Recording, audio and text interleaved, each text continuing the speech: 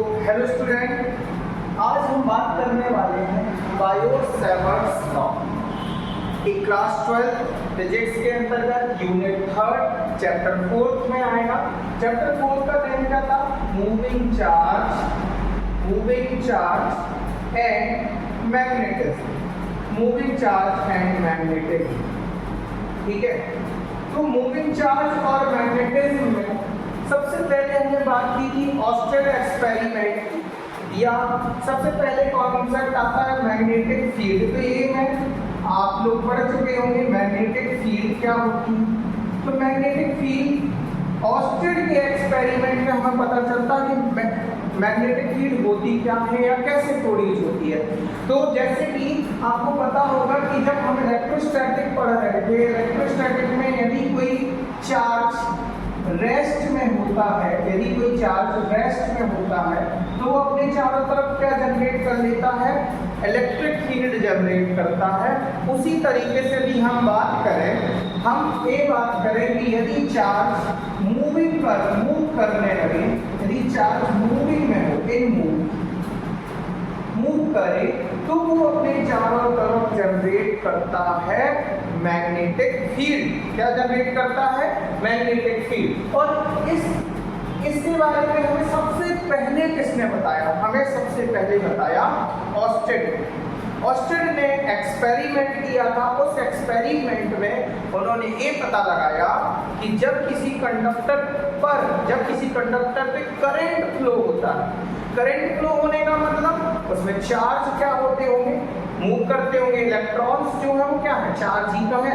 एक इलेक्ट्रॉन क्या है? Fundamental charge. तो इलेक्ट्रॉन्स क्या हो गए होंगे? इलेक्ट्रॉन्स फ्लो हुए होंगे, तब तो करंट फ्लो हुआ होगा। तो उन्होंने ये पाया कि जब किसी कंडक्टर पे हम करंट फ्लो कराते हैं और उसके आसपास यदि कंपास रखते हैं तो कंपास की निडल में क्या आता है? डिफ्लेक्शन आता है। उनके एक्सपेरिमेंट में ये भी पता चला कि जितना ज़्यादा करंट, यदि करंट ज़्यादा हम फ्लो कराते हैं कंडक्टर में से, तो मैग्नेटिक फील्ड यानी कंपास में ज़्यादा डिफ्लेक्शन होता है। यदि हम करंट का डायरेक्शन चेंज करते हैं तो मैग्नेटिक फील्ड की डायरेक्शन चेंज हो जाती है। ये सब बातें सबसे पहले यदि हमें किसी ने बताई तो वो थे ऑस्टेड, ठीक है। और ऑस्टेड के एक्सपेरिमेंट में कितनी बात क्लियर हो गई थी कि यदि किसी कंडक्टर में करंट फ्लो कराया जाए तो वो कंडक्टर अपने चारों तरफ क्या जनरेट कर लेता है? इलेक्ट्रिक फील्ड जनरेट कर लेता है। ये चीजें हमें ऑस्टेड के एक्सपेरिमेंट में पता चली। इसको और आगे फिजिशियन आए, एम्पियर सेविंग रूल्स के अकॉर्डिंग हमें पता चलता है। जैसे ऑस्टेड ने तो ये बता दिया था कि यदि लाइक एक कंडक्टर है तो इसमें यदि करंट फ्लो कराते हैं, इलेक्ट्रिक करंट फ्लो कराते हैं तो इस अपने चारों तरफ क्या जनरेट करेगा? मैग्नेटिक फील्ड प्रोड्यूस कर लेगा। या तो ये क्लॉकवाइज हो सकती है, एंटी क्लॉकवाइज हो सकती है। इसकी डायरेक्शन डिपेंड करती है किस पर? डायरेक्शन ऑफ करंट पर। क्योंकि इतना ऑस्टेड ने बताया था कि यदि हम कंडक्टर में करंट की डायरेक्शन चेंज करते हैं तो मैग्नेटिक निडल की में जो डिफ्लेक्शन हो रहा था उसकी डायरेक्शन में भी क्या आ जाता है? चेंजेस आ जाता है। तो फिर उसके बाद ऑस्टेड के एक्सपेरिमेंट से हमें ये पता चल गया कि कंडक्टर में यदि करंट फ्लो कराया जाए तो वो अपने चारों तरफ क्या जनरेट करेगा? Magnetic field. फिर आगे और बात की जाए तो यदि हम एम्पियर सेविंग रूल की बात करें तो उस रूल्स के अकॉर्डिंग हमें डायरेक्शन पता चलने लगी। करंट जो मैग्नेटिक फील्ड प्रोड्यूस होती है उसकी डायरेक्शन क्या होगी।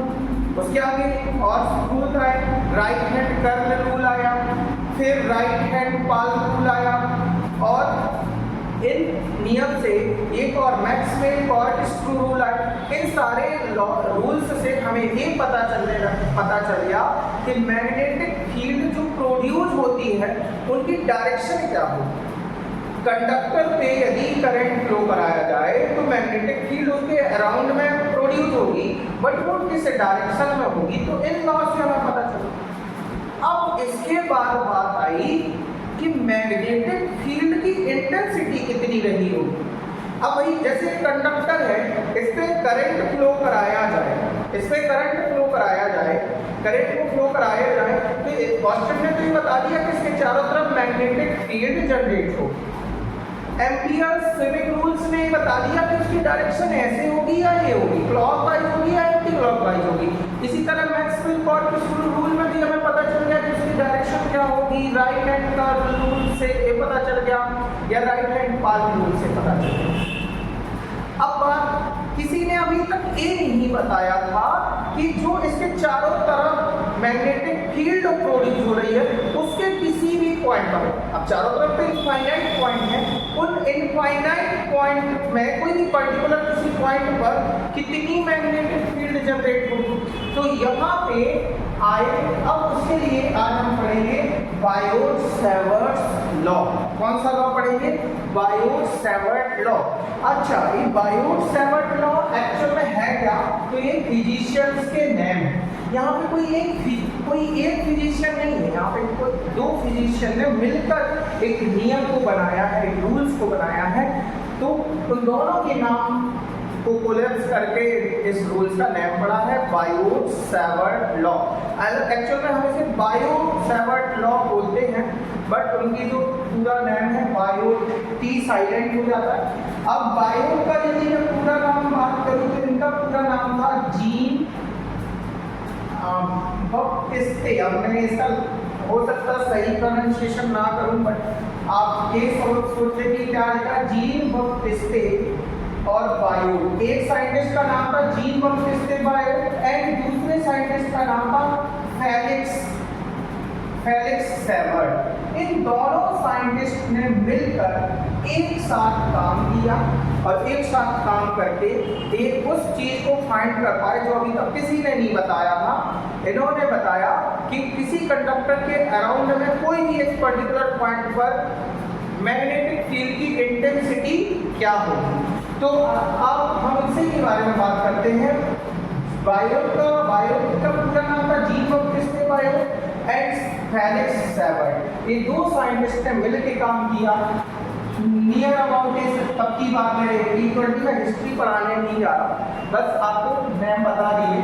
तो gene Baptiste Biot and Savart का फुल नाम था फेलिक्स सैवर्ट। इन दोनों ने एक साथ काम किया और वो चीज़ फाइंड कर ली। कौन चीज़? Intensity of magnetic field. क्या बताया? Intensity of magnetic field at a point around the conductor की अराउंड में किसी पॉइंट पर इंटेंसिटी ऑफ मैग्नेटिक फील्ड की वैल्यू बताई। और इन्होंने क्या बताया, अब उसी के बारे में बात करते हैं। इन्होंने बताया कि सपोज यदि किसी कंडक्टर में करंट आई फ्लो किया जाए, यदि किसी कंडक्टर में कितना करंट फ्लो कराया जाए, आई करंट फ्लो कराया जाए, और इस कंडक्टर की यदि लेंथ है, सपोज इस कंडक्टर की लेंथ क्या है, आई करंट फ्लो कराया जाए और इसकी लेंथ वो टोटल एल। इस कंडक्टर की लेंथ को कैसे डिनोट कर दिया? एल से। तो अब इन्होंने क्या किया, जो पूरे कंडक्टर की जो भी लेंथ थी, उस लेंथ का एक छोटा सा पार्ट, स्मॉल पार्ट की बात थी। अब देखो, यदि इस एल लेंथ के कंडक्टर में आई करंट फ्लो होगा तो आई करंट इधर भी होगा, इधर भी होगा। हर एक पॉइंट से आई करंट पर सेकंड क्या हो रहा होगा? फ्लो हो रहा होगा। पर सेकंड इक्वल चार्ज क्या हो रहे होंगे? फ्लो हो रहे होंगे। तो हर पॉइंट पर करंट की वैल्यू, करंट का मैग्नीट्यूड क्या होगा? सेम होगा। तो इन्होंने क्या किया कि इस पूरे कंडक्टर का, अब हमें पता है कंडक्टर में पूरे टोटल लेंथ के कंडक्टर में क्या करंट फ्लो हो रहा, तो इन्होंने ये बताया कि कंडक्टर के चारों तरफ मैग्नेटिक फील्ड है, लेकिन हर पॉइंट के द्वारा हर पॉइंट पर अपने चारों तरफ क्या होगी? मैग्नेटिक फील्ड जनरेट की जा रही होगी। तो इन्होंने क्या किया, किसी एक पर्टिकुलर एलिमेंट लिया जिसे हम एलिमेंट ऑफ लेंथ बोलेंगे, या इस पूरे लेंथ के छोटे से स्मॉल पार्ट को डिवाइड कर लिया। सपोज एक छोटा सा पार्ट है पूरे कंडक्टर की जिसकी लेंथ कितनी है? DL लेंथ है। कितनी लेंथ है बेटा? DL लेंथ है। एक छोटा सा पार्ट लिया, इसे हम बोलते हैं एलिमेंट ऑफ लेंथ, या इसी DL को हम बोलते हैं करंट एलिमेंट। क्या बोलते हैं? Current element. तो उन्होंने इन दोनों साइंटिस्ट ने या फिजिशियंस ने मिलकर एक डीएल लेंथ का कंपोनेंट लिया, छोटा सा पार्ट लिया जिसे हम क्या बोलते हैं करंट एलिमेंट, और इसकी डायरेक्शन क्या होती है, इसकी डायरेक्शन होती है कंडक्टर में जिस ओर करंट फ्लो हो रहा होगा उसी ओर इस डीएल की लेंथ होती है, डायरेक्शन होती है अलोंग, डायरेक्शन अलोंग करंट। इसकी डायरेक्शन किसके अलाउंग होती है, करंट के अलाउंग होती है, जो करंट उस कंडक्टर में फ्लो हो रहा होगा। अब उसके बाद इन्होंने वो एक पॉइंट लिया इसके अराउंड में, कहीं पर भी एक पॉइंट लिया, जैसे यहाँ पे सपोज पी पॉइंट लिया। अच्छा ये बताओ पी पॉइंट पे मैग्नेटिक फील्ड की डायरेक्शन तो हमें पता है ना कि डायरेक्शन क्या होगी। जैसे हम बोलेंगे इस कंडक्टर में करंट x से y की ओर जा रहा है तो राइट हैंड थंब रूल के अकॉर्डिंग ये मार्क करें, तो करंट थंब को हम किसके अलाउंग रखेंगे, करंट की डायरेक्शन के अलाउंग, और फिर अपने कर्ल को क्या करेंगे, राइट हैंड कर्ल रूल, एक को पॉइंट को क्या करेंगे, कर्ल करेंगे। तो पी पॉइंट पे आप देखो ये फिंगर्स किस ओर जा रही है, अंदर की ओर जा रही है। तो पी पॉइंट पे जो मैग्नेटिक फील्ड की डायरेक्शन होगी वो कैसे होगी, इनवर्ड डायरेक्शन। आपको ये भी पता होना चाहिए ऐसा साइन शो करता है इनवर्ड डायरेक्शन, और यदि इस तरीके से मैं पॉइंट बना दिया तो ये क्या शो करता है, outward direction. Clear, inward direction. तो यहाँ पे हमें तो पता है कि मैग्नेटिक फील्ड होगी और उसकी डायरेक्शन क्या होगी, उसकी डायरेक्शन इनवर्ड होगी। ये तो हम बायो-सैवर्ट लॉ के पहले कर चुके हैं, डायरेक्शन हमें पता चल जाएगी राइट हैंड कर्ल रूल या मैक्सवेल-कॉर्टिस रूल के अकॉर्डिंग। अब बताइए लेकिन इधर में मैग्नेटिक फील्ड की इंटेंसिटी कितनी होगी ये अभी तक हमें नहीं पता था, ये हम बायो-सैवर्ट लॉ के जब स्टडी कर लेंगे उसके बाद हम बता पाएंगे। तो बायो-सैवर्ट लॉ ने बायो-सैवर्ट लॉ के अकॉर्डिंग जो ये करंट एलिमेंट है, इस करंट एलिमेंट से पी पॉइंट का जो पोजीशन वेक्टर है उसे रिप्रेजेंट किया आर से। ये पी मतलब जैसे सपोज एक कंडक्टर है, इधर पे पी पॉइंट जो है कैप है, तो अब इसकी जो टोटल लेंथ है एल, इसका मैं छोटा सा लेंथ ले लूँ डी एल, ठीक है, एक छोटा सा पार्ट ले लूँ और करंट फ्लो हो रहा मान लो इसमें फ्रॉम बॉटम टू है ना टॉप, बॉटम से टॉप की ओर यदि करंट फ्लो हो रहा तो इसकी करंट एलिमेंट डीएल की लेंथ कहीं भी हम ले सकते हैं, यहाँ कहीं भी छोटा सा एलिमेंट ले लेंगे और उस करंट एलिमेंट की डायरेक्शन भी किसके अलावा होगी, करंट की डायरेक्शन बॉटम टू टॉप, तो डीएल की भी डायरेक्शन क्या होगी, बॉटम टू टॉप। यदि मैंने यहाँ पे ए बी बोला है तो इसकी जो डीएल की डायरेक्शन होगी वो कहाँ से होगी, बी टू ए, ठीक है, बी से ए डायरेक्शन होगी, तो करंट एलिमेंट हो गया। और अब ये जो यहाँ पे पॉइंट है जहाँ पे कैप रख रहा, सपोज इसके इस कंडक्टर के अराउंड में कहीं नहीं हो सकता, तो यहाँ पे एक पॉइंट है P, और इस करंट एलिमेंट से इस मतलब करंट एलिमेंट लाइक इधर पे ले लेता हूँ, तो करंट एलिमेंट से इधर का इस कैप के बीच का जो डायरेक्शन होगा उसे हम क्या बोलेंगे, पोजीशन वेक्टर, क्या बोलेंगे, उसे डिनोट किससे कर दिया, R से कर दिया, पोजीशन वेक्टर। और उसके बाद हमें लेना है करंट एलिमेंट और पोजीशन वेक्टर के बीच का एंगल थीटा। इतना काम कर लिया किसने, पता बायो-सैवर्ट ने ही बताया इस तरीके से कुछ। फिर उन्होंने बताया कि जो पी पॉइंट पर मैग्नेटिक फील्ड होगी, पी पॉइंट पर जो मैग्नेटिक फील्ड होगी या इंटेंसिटी ऑफ मैग्नेटिक फील्ड होगी किस पर, पी पॉइंट हो, किसके कारण, ड्यू टू इस करंट एलिमेंट, क्योंकि ये छोटे छोटे करंट एलिमेंट सबके द्वारा इधर पे अलग अलग इंटेंसिटी ऑफ मैग्नेटिक फील्ड होगी। अभी इसके बाद हम नेक्स्ट टॉपिक में उनके बारे में टोटल मैग्नेटिक फील्ड की बात नहीं करेंगे, लेकिन सबसे पहले बायो-सैवर्ट ने ये बताया कि भैया इस छोटे से करंट एलिमेंट, इस छोटे से एलिमेंट ऑफ लेंथ के द्वारा पी पॉइंट पर कितनी मैग्नेटिक फील्ड होगी। तो एक्चुअल में मैग्नेटिक फील्ड को हम डिनोट किससे करते हैं, कैपिटल बी से, तो वो मैग्नेटिक फील्ड की भी इंटेंसिटी बहुत स्मॉल होगी तो हम डिनोट करेंगे इससे डीबी से। तो उन्होंने बताया कि ये जो डीबी इंटेंसिटी होगी, intensity of magnetic field, intensity of magnetic field at point P due to a small element of length या current element is dB। तो dB क्या है, dB is what, dB is a dV is the intensity of magnetic field, MF मतलब magnetic field at point P due to किसके कारण? Current element. dl समझ गए होंगे, dl क्या है? एक करंट एलिमेंट। और थीटा क्या है? Theta is the angle between current element and position vector. Theta क्या है? Theta is the angle between current element and position vector. तो अब बायो-सैवर्ट के according to the Biot-Savart law, Biot-Savart ने क्या बताया? बायो-सैवर्ट लॉ के अकॉर्डिंग ये जो करंट जो इंटेंसिटी ऑफ मैग्नेटिक फील्ड है dV वो किस पे डिपेंड करेगी? उन्होंने बताया कि जो dV की वैल्यू है, अभी जो भी मैग्नीट्यूड की मैं बात करूं, तो जो dV की वैल्यू है, dV का मैग्नीट्यूड है, वो किस पर डिपेंड करेगा? तो सबसे पहले यदि मैं बात कर दूं तो I पे डिपेंड करेगा कि इससे कितना करंट फ्लो हो रहा, पहली बात। दूसरा, या इसमें डिपेंड किस पे करेगा? तो पहला पॉइंट। दूसरा पॉइंट उन्होंने बताया कि dV किस पे डिपेंड करेगी? तो करंट एलिमेंट पर भी डिपेंड करेगी। तीसरा पॉइंट ये भी बताया कि जो इनके बीच में थीटा है ना, उसका साइन थीटा, यदि जो भी एंगल है उसका हम ज्या निकाले, यानी साइन ऑफ एंगल थीटा निकालें, तो उसके बराबर होगा, यानी मैग्नेटिक फील्ड किस पर डिपेंड करेगी? साइन थीटा पे डिपेंड करेगी। और फोर्थ पॉइंट उन्होंने बताया कि dV की जो वैल्यू होगी वो इनके बीच, यदि ये कोई वेक्टर r है तो इसका मैग्नीट्यूड कितना होगा? r। इसका मैग्नीट्यूड कितना होगा? दैट इज r वेक्टर का मैग्नीट्यूड कितना होगा? r। मैग्नीट्यूड को केवल r से डिनोट करो। तो मैग्नीट्यूड जो है पोजीशन वेक्टर के, उसके इनवर्सली, उसके स्क्वायर के इनवर्स प्रोपोर्शनल होगा कौन? dV। अब इन चारों पॉइंटों को हम साथ में मिला दें, एक साथ कर दें, तो क्या आएगा?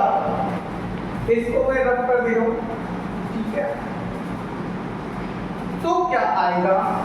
तो आएगा, जरा देखिए, according first, second, third and fourth, finally हमें मिला dV इज प्रोपोर्शनल टू, क्या मिलेगा? I dl sin theta upon r square, I dl sin theta upon r square. ठीक है, जैसे ही हम इन प्रोपोर्शनलिटी साइंस हटाएंगे तो यहाँ पे कोई कांस्टेंट आएगा dV। जैसे प्रोपोर्शनलिटी साइन हटाते हैं तो इधर पे क्या आएगा? एक कांस्टेंट आएगा जिसको हम डिनोट कर देते हैं kc, I dl sin theta by r square.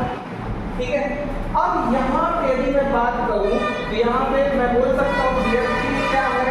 Where k is a proportionality constant,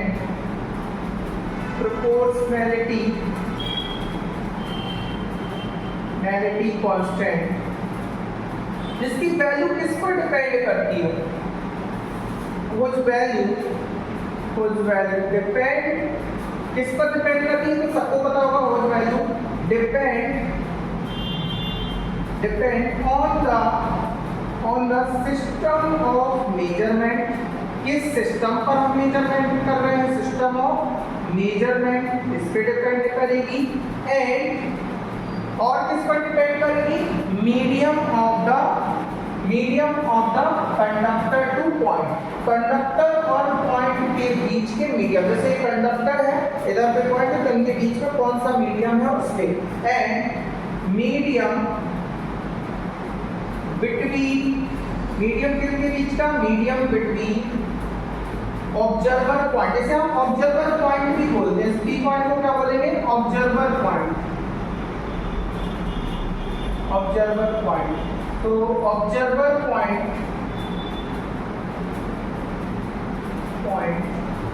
and current element तो उससे डीएल से वेयर कि क्या है कि एक प्रोपोर्शनैलिटी कांस्टेंट है whose value depend on the system of measurement and medium between point P and DL, इस पे डिपेंड करेगा। ठीक है, अब आगे यदि हम बात करते हैं तो इसको मैं बेटा रब कर दे रहा हूँ, ठीक है।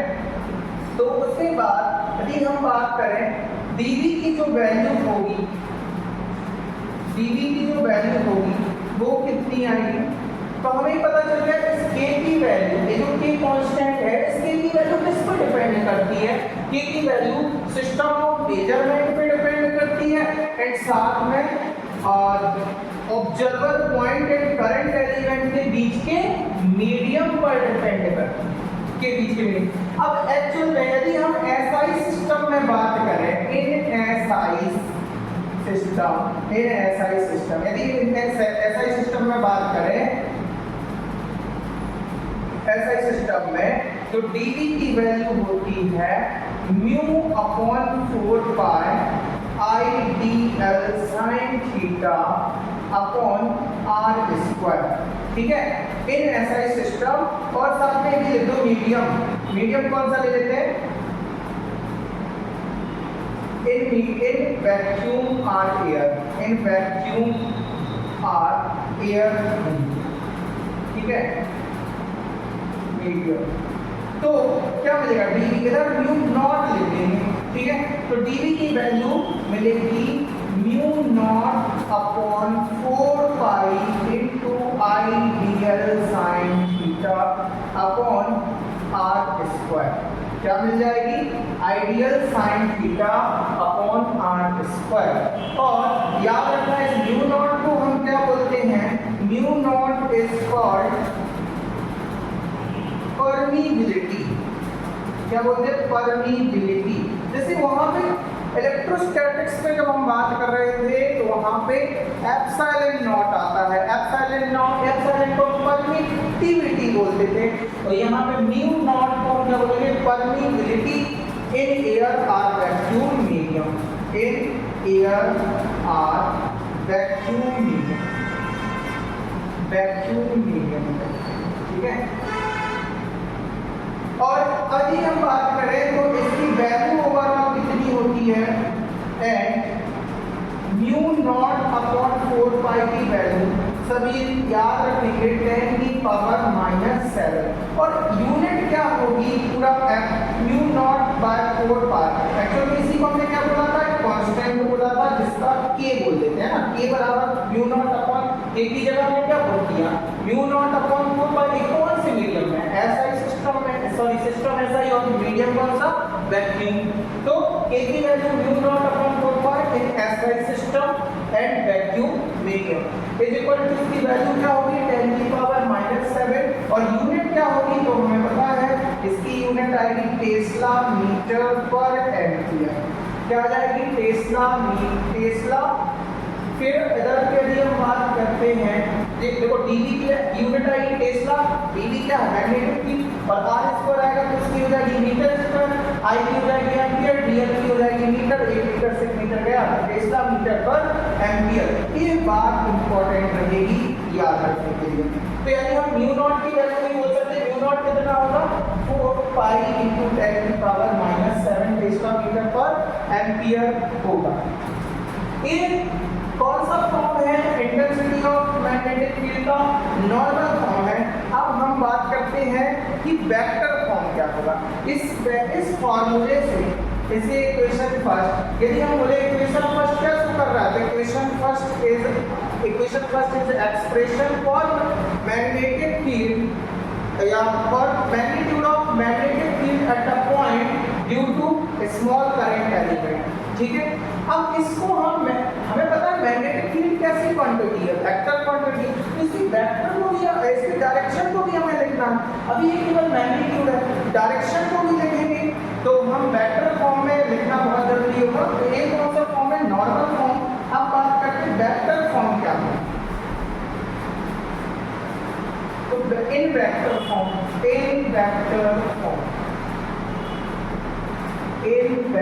फॉर्म मैग्नेटिक फील्ड की डायरेक्शन को अगर मैग्नेटिक फील्ड वेक्टर फॉर्म में लिखना तो नॉर्मली मैं पूरा मैग्नीट्यूड ले लेता हूं, कितना mu naught upon 4 pi into IDL sin theta by r square.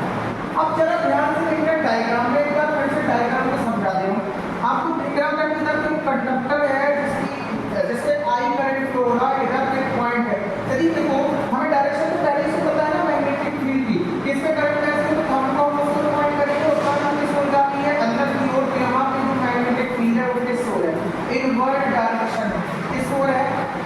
Direction है। यहाँ पे कोई करंट एलिमेंट था जिसकी एक पोजीशन वेक्टर हो गया, एक करंट एलिमेंट थोड़ा बड़ा सा ना दे ए बी, और इसकी डायरेक्शन क्या थी dl, इसकी डायरेक्शन थी b to a along the current flowing through the conductor। तो अब dl की डायरेक्शन है इस ओर और पोजीशन वेक्टर की डायरेक्शन है इस ओर। अब मतलब जो dl है और पोजीशन वेक्टर है ये सेम प्लेन पर क्या करेंगे, लाई करेंगे।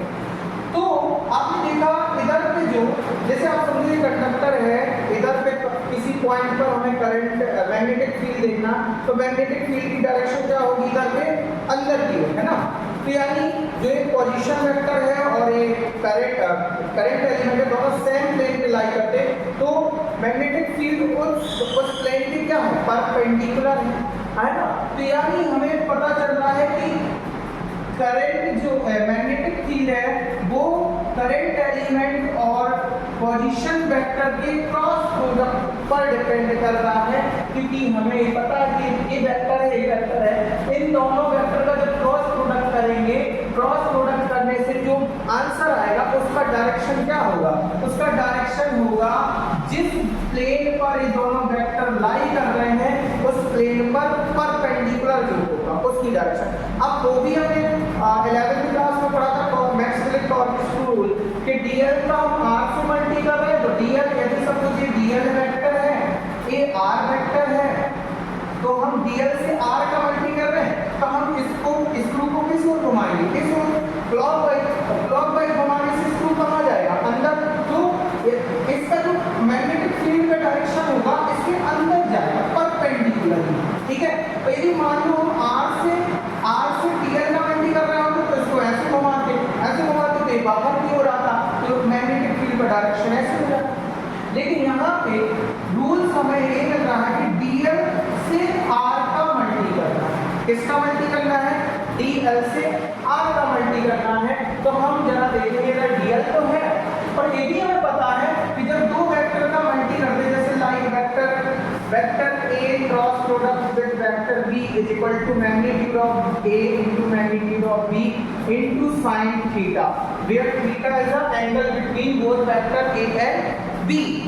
सो अब हम यहाँ पे हमें पता sin थीटा भी है, dl भी है, r की जरूरत है, तो r का नियम में क्या करें, r को ऊपर नीचे मल्टी करने से क्या हो जाएगा 4 पाई, इधर में i dl और r लिख दूं तो sin थीटा, एक r का ऊपर मल्टी किया तो एक r का नीचे, r स्क्वायर ऑलरेडी है तो क्या हो जाएगा r। अब जरा इस चीज को देखो, ये क्या है, dl का मैग्नीट्यूड, r का मैग्नीट्यूड और ये उनके बीच के एंगल का sin थीटा। तो यहाँ पे क्या बन जाएगा, dl और r का क्रॉस प्रोडक्ट। तो जैसे ही हम इसको वेक्टर फॉर्म में अब लिखेंगे, इधर वेक्टर साइन बना दिया और mu naught 4 pi to i, और इसको हम क्या कर देंगे, dl वेक्टर और r वेक्टर का cross product upon r cube. ये है इस intensity of magnetic field at a point around the conductor due to small current element, और ये क्या है, उसका वेक्टर फॉर्म है। तो इक्वेशन सेकंड वेक्टर फॉर्म को रिप्रेजेंट कर रही है, और equation first only magnitude of intensity of magnetic field को शो कर रही है। यही था बायो-सैवर्ट लॉ, यही क्या था, बायो-सैवर्ट लॉ था। और इसके बाद यदि केस की बात करें, यदि मैं कुछ केस की बात करूँ, केस फर्स्ट, यदि मैं बोलूँ कि यहाँ पे थीटा यदि 0 हो जाए, थीटा कितना हो जाए 0, थीटा 0 होने का मतलब थीटा ये वाला एंगल था, यदि ये थीटा 0 हो जाए तो पी पॉइंट कहाँ पे होगा, यदि थीटा 0 होगा तो इधर से इधर के बीच का एंगल 0 हो जाए तो ये पी पॉइंट लाइक करेगा यहाँ कहीं। तो आर भी हमारा फिर उस केस में जब थीटा 0 हो जाएगा तो ये है करंट एलिमेंट और पी पॉइंट भी इसकी एक्सिस में होगा कहीं पर, तो dl और r के बीच में एंगल कितना हो जाएगा, इस केस में एंगल 0 हो जाएगा। जब थीटा 0 होगा that means observer point lie करेगा axis of the current element. जब थीटा 0 होगा उस समय इसका मतलब है कि ऑब्जर्वर पॉइंट कहाँ लाई करेगा, ऑब्जर्वर पॉइंट लाई करेगा, lie in axis of current element, in axis of current element पर, करंट एलिमेंट की एक्सिस पर लाई करेगा। तो फ्रॉम फर्स्ट इक्वेशन से यदि हम बात करें तो इक्वेशन फर्स्ट से dv की वैल्यू कितनी हो जाएगी, जब p point axis of the current element होगा। तो आप ऑब्जर्व करो म्यू नॉट अपॉन 4 पाई IDL sin थीटा की जगह क्या पुट करेंगे, sin 0 क्या होता है 0, तो ओवरऑल पूरा आंसर क्या हो जाएगा 0। तो एक बात बहुत अच्छे से याद रखनी है, जिस टाइम पे observer point axis of the current element पर लाई करेगा, उस समय पे उस पॉइंट पर मैग्नेटिक फील्ड की इंटेंसिटी कितनी होगी, 0 होगी। क्लियर। एक केस और ले लेते हैं, केस सेकंड, इसको मैं मिटा दूंगा, उत्तर देगा, ठीक है। केस सेकंड की बात करते हैं। तो केस सेकंड, यदि मैं बोल दूं कि यहाँ पे थीटा 90 डिग्री हो जाए, थीटा 90 डिग्री होने का मतलब ऑब्जर्वर पॉइंट जस्ट बिल्कुल यहाँ पे होगा कहीं पर, और ये करंट एलिमेंट के साथ इसका पोजीशन वेक्टर कितना एंगल बना रहा होगा 90। तो फ्रॉम इक्वेशन फर्स्ट से हमें dv क्या मिल जाएगा, म्यू नॉट अपॉन 4 पाई आइडियल sin थीटा की जगह 90 पुट करेंगे, sin 90 की वैल्यू क्या होती है, 1 होती है। आपको पता होगा मैथ के स्टूडेंट को कि sin फंक्शन की मैक्सिमम वैल्यू 1 होती है, मैक्सिमम वैल्यू क्या होती है 1, और मिनिमम वैल्यू कितनी होती है -1। तो इस केस में sin थीटा क्या आएगा, sin थीटा की वैल्यू, इस केस में sin 90 की वैल्यू कितनी आ जाएगी, +1 आ जाएगी। +1 मैक्सिमम वैल्यू शो करेगा। इसका मतलब इक्वेशन फर्स्ट में जो हमें dv की वैल्यू मिलेगी वो मैक्सिमम वैल्यू मिलेगी, म्यू नॉट अपॉन 4 पाई into IDL upon r square, और ये जो वैल्यू होगी ये मैक्सिमम होगी, ये मैक्सिमम होगी। यही था हमारा बायोट-सैवर्ट लॉ। आई होप आप लोगों को ये वीडियो अच्छी लगी होगी, पसंद आई होगी। यदि आपको ये वीडियो अच्छी लगी हो तो लाइक और सब्सक्राइब जरूर करें, ताकि मैं दोबारा से आप लोगों के लिए एक और वीडियो ला सकूं। Okay, thank you.